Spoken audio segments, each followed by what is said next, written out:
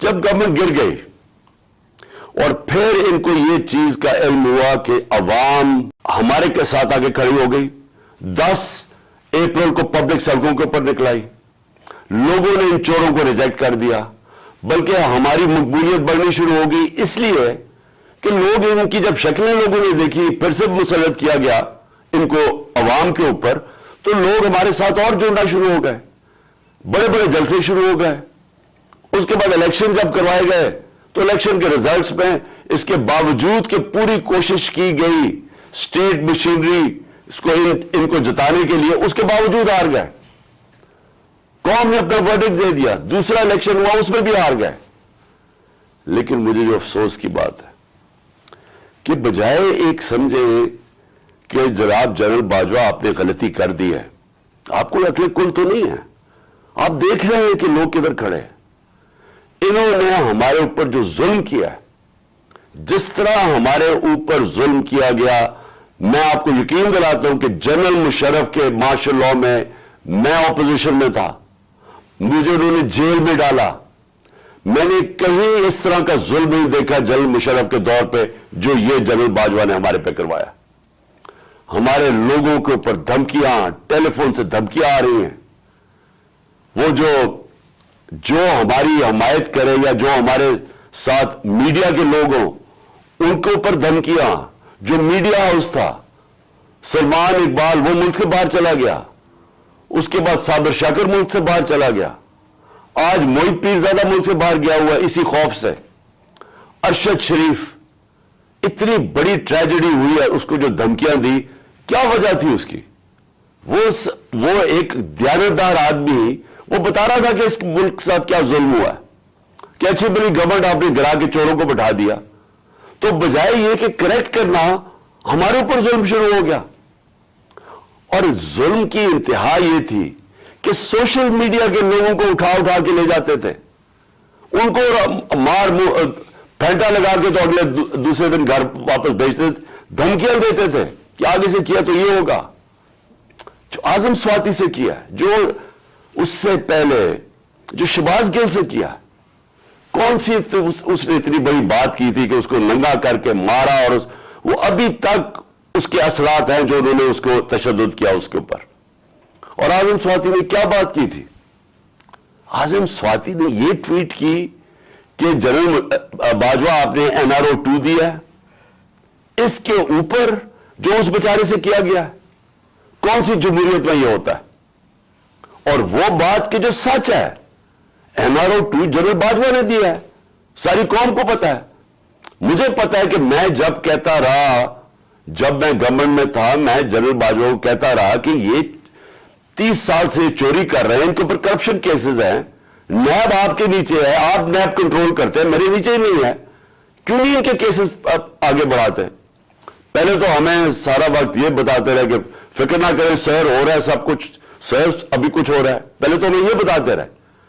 آہستہ آہستہ ہمیں پتا چلا کہ ان کی تو کوئی نیت ہی نہیں ہے کرپشن کی۔ مجھے پھر کہنا شروع ہو گئے کہ جی آپ ملک کی اقتصادیات کو ٹھیک کریں، اکانومی کو ٹھیک کریں، بھول جائیں اس کو، یہ اکاؤنٹیبلٹی کو۔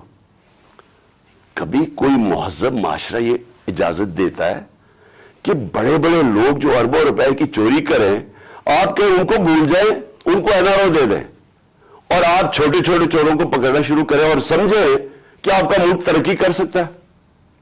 کیا چین پاگل ہے جنہوں نے 450 وزیروں کو جیلوں میں ڈالا ہے پچھلے چند سالوں میں؟ کیا جو پریزیڈنٹ شی جن پنگ ہے اس کو اسٹیٹس مین مانا جاتا ہے، اس نے وہ کام کر دیا جو دنیا میں کسی نے کیا ہی نہیں ہے۔ 70 کروڑ لوگوں کو اس نے غربت سے نکالا ہے چائنا میں پچھلے 30 سالوں میں۔ وہ اس کا کیا ضرورت پڑی ہے کہ جو کرپٹ منسٹر ان کو پکڑے، ان کا احتساب کرے؟ کیونکہ کوئی معاشرہ بھی کامیاب نہیں ہو سکتا جب تک رول آف لا نہیں ہوتا، جب تک انصاف نہیں ہوتا، جب تک آپ بڑے بڑے لوگوں کو جو اصل تو نقصان ملک کو بڑے چور کرتے ہیں، آپ ان کو پکڑ نہیں رہے اور آپ کہہ رہے ہیں کہ نیچے سے یہ بیچارے چھوٹے چھوٹے لوگوں پٹواریوں کو پکڑتے رہے۔ اور یہ ہمارے سامنے ہوا، شہباز شریف کو بچایا گیا، اس کو اوپن اینڈ شٹ کیس تھا اس کا، 16 अरब रुपए کا یہ جو ایف آئی کا کیس تھا، اس پہ تو کوئی شک ہی نہیں تھا. اور اس کا جو بیٹا باہر بھاگ گیا، آج جو سلمان شہباز واپس آیا ہے، وہ کیوں باہر بھاگا تھا؟ جیسے ہی ایف آئی اے نے اس سے سوال پوچھا کہ جناب بتائیے مقصود چپراسی اور نوکروں کے پاس اربوں روپے کدھر سے ہیں، وہ ایک دم ملک سے باہر بھاگ گیا. اور اس کو ان ساروں کو واپس لایا جا رہا ہے. کیا ہوا؟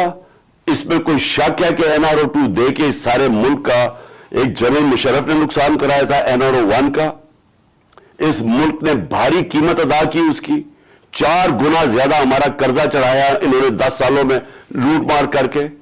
اب پھر جب ان کے اوپر کیسز تھے، 1100 ارب روپے کے کیسز ہیں، وہ انہوں نے پھر ان کو NRO-2 دلوا دیا. تو کون تھا اس کا ذمہ دار؟ کس نے یہ کیا تھا؟ جنرل باجوہ نے کیا تھا. میں آپ کو چیزیں اس کی طرف دکھانا چاہتا ہوں کہ کیسے قانون انہوں نے بنایا جس میں بچے لوگ، جس میں ہر کسی کو بچایا گیا. انہوں نے جناب نیب لا کی سیکشن 4 میں امینڈمنٹ کی،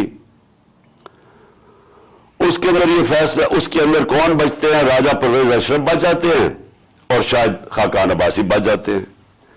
پھر انہوں نے ایک اور کیا، بے نامی دار کی ڈیفیڈیشن سیکشن 5E، اس میں مریم نواز پاک ہو کے نکلا ہی ساری چوری سے. پھر انہوں نے سیکشن 9 جس کے اندر شہباز شریف بچ جاتے ہیں، اور جس کے اندر کہ اگر آپ کسی اور کے نام پہ، یعنی اگر آپ میں پرائم منسٹر ہوں، میں اپنے خاندان کے نام پہ چیزیں لوں تو اس کا مطلب کہ آپ جواب دہ نہیں ہیں.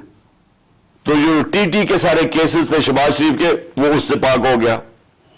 پھر سیکشن 14 کہ آپ کو بتانا پڑتا ہے کہ اگر میرے پاس کوئی باہر ایسٹس ہوں، یعنی انگلینڈ میں میری جگہ ہو یا کوئی باہر ہو، امریکہ میں ہو، تو اگر یہ پتہ ثابت ہو جائے کہ یہ میری جگہ ہے تو مجھے بتانا پڑتا ہے کہ یہ میرے کدھر سے پیسہ آیا اس کو خریدنے کے لیے.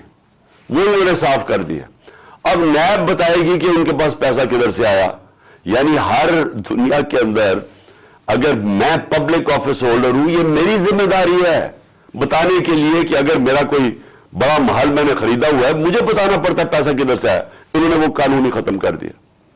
چن کے آصف زرداری بھی اس میں صاف ہو گیا. چن کے وہ لوگ جو 30 سال سے اس ملک کو لوٹ رہے تھے، ان ساروں کو انہوں نے پاک اور صاف کر دیا. یہ اصل وجہ مایوسی کی آج پاکستان میں. لوگ جنہوں نے یہ تماشا دیکھ رہے ہیں کہ ایک طرف قوم مر رہی ہے اس مہنگائی کے اندر اور فیکٹریاں بند ہو رہی ہیں، بے روزگاری کی قرضے چڑھتے جا رہے ہیں، ایک طرف یہ ہے اور دوسری طرف یہ اربوں روپے کی ان کی کرپشن معاف ہو رہی ہے.